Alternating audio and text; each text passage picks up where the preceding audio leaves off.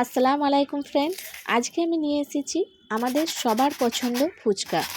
100% original হতে চলেছে এই ফুচকা রেসিপিটা।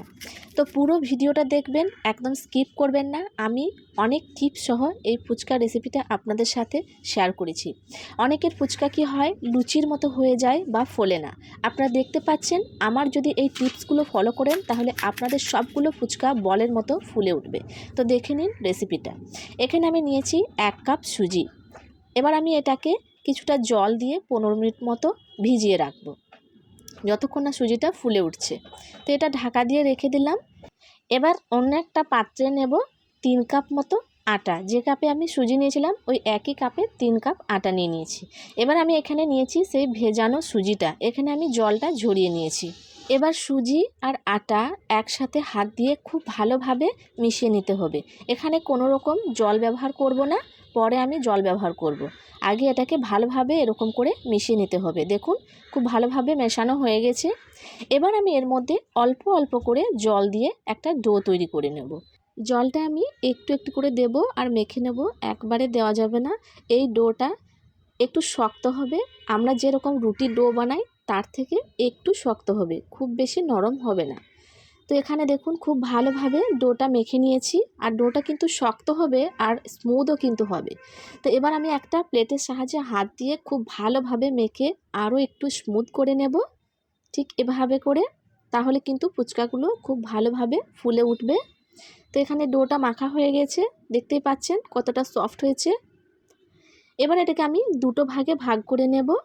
এবার এটাকে আমি বেলে নেব। আর খেয়াল রাখবেন, যখন আমরা এই ডোটা যখন বেলবো তখন কিন্তু এক সাইডেই আটা দিয়ে বেলবেন। নিচের সাইডে আটা দেবেন, উপরে আটা দেওয়ার কিন্তু কোনো দরকার নেই।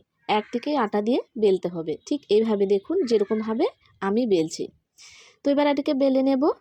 এটা খুব পাতলা করে বেললে হবে না, একটু মোটা করে বেলতে হবে।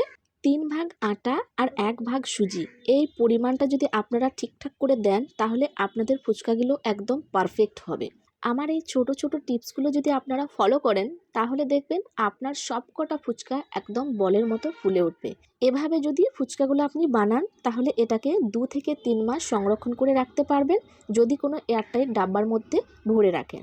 শুধু সুজি আর আটা দিয়ে যে ফুচকা হয় তা না, শুধু আটা দিয়েও ফুচকা হয়, শুধু ময়দা দিয়েও হয়, ময়দা আর সুজি দিয়েও হয়, আর আটা আর সুজি দিয়ে তো আমি আজকে বানিয়ে দেখিয়ে দিলাম। তো এবার আমি একটা ছোটো মতো কাটার নিয়েছি।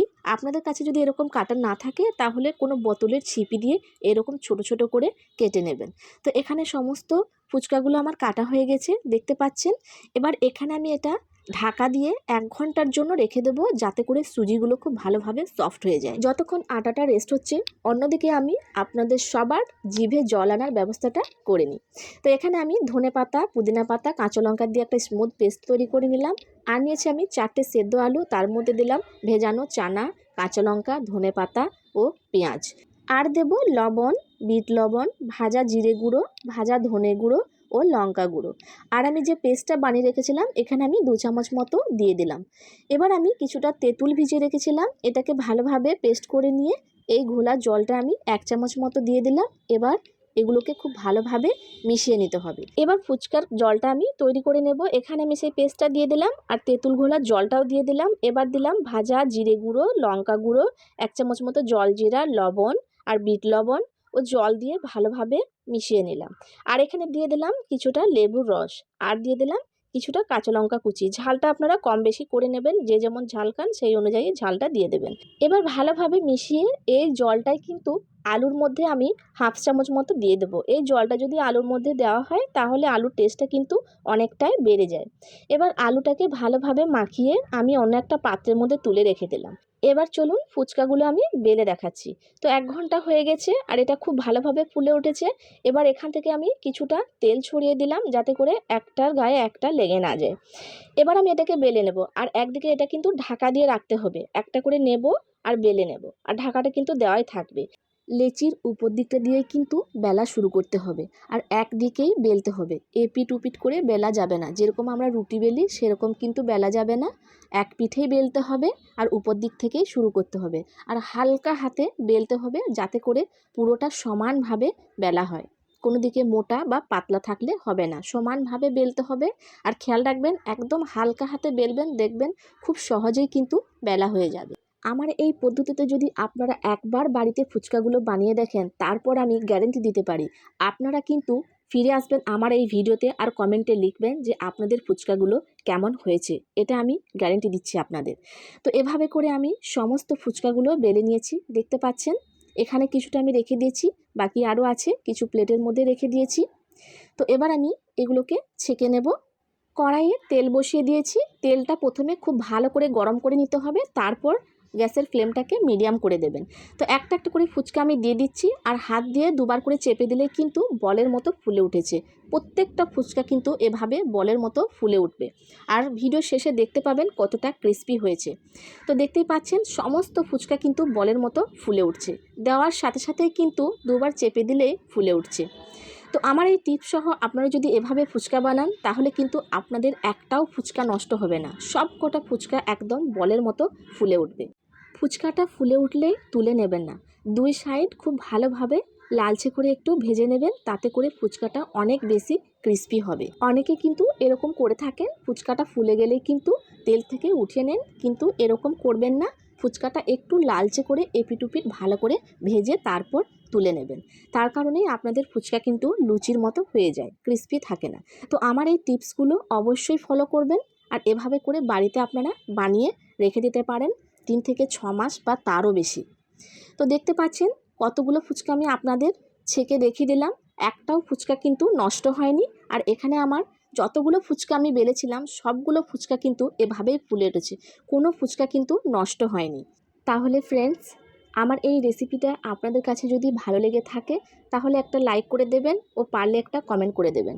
আর যদি আপনাদের ভালো লেগেই থাকে, তাহলে অবশ্যই সাবস্ক্রাইব করে পাশে থাকা বেল আইকনটা প্রেস করে দেবেন, যাতে করে আমি ভিডিও আপলোড করলেই সবার আগে আপনাদের কাছে নোটিফিকেশন পৌঁছে যায়। তো এখানে সমস্ত ফুচকাগুলো আমার ছাকা হয়ে গেছে, দেখতে পাচ্ছেন। এখানে আমি কিছুটা ফুচকা নিয়েছি, বাকি আরও আছে, সেগুলো আমি অন্য জায়গায় রেখেছি। তো এবার আমি একটা বাস্কেটের মধ্যে ফুচকাগুলো নিয়ে নিচ্ছি। দেখতে পাচ্ছেন কত সুন্দরভাবে প্রত্যেকটা ফুচকা ফুলে উঠেছে, এখানে একটাও ফুচকা কিন্তু চুরমুর হয়নি। আপনাদের আমি শুনিয়ে দিচ্ছি যে ফুচকাগুলো কতটা ক্রিস্পি হয়েছে, আপনারা না শুনলে হয়তো বিশ্বাস করবেন না। তো আপনারা কিন্তু এখানে দেখতেও পাচ্ছেন আর শুনতেও পাচ্ছেন ফুচকাগুলো কতটা ক্রিস্পি হয়েছে আর কতটা কুরকুরে হয়েছে। এখানে আমি হাত দিয়েও ভেঙে দেখিয়ে দিচ্ছি, দেখুন হাত দিলেই কিন্তু একদম মুড়মুড় করে ভেঙে যাচ্ছে, আর কত পাতলাও হয়েছে আর সুন্দরও হয়েছে। এরকম ফুচকা খেতে কিন্তু ভীষণ ভালো লাগে। আমরা যে রেডিমেড ফুচকা বাজার থেকে কিনে খাই, সেগুলো কিন্তু খুব মোটা হয়, খেতে অতটা ভালো লাগে না। আর এরকম ফুচকা যদি হয় একদম ক্রিস্পি, তাহলে খেতে কিন্তু ভীষণ ভালো লাগে। তো বন্ধুরা, এভাবে কিন্তু বাড়িতে অবশ্যই আপনারা ট্রাই করবেন। তো চলুন, এবার কিন্তু খাওয়ার পালা।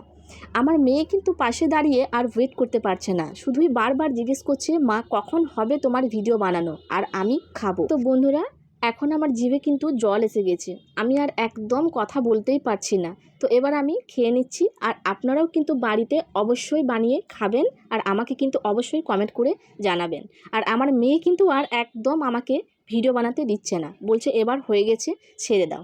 তো বন্ধুরা, আজকের মতো আমি এখানেই শেষ করলাম। আপনারা সবাই ভালো থাকবেন, সুস্থ থাকবেন। আল্লাহ হাফেজ।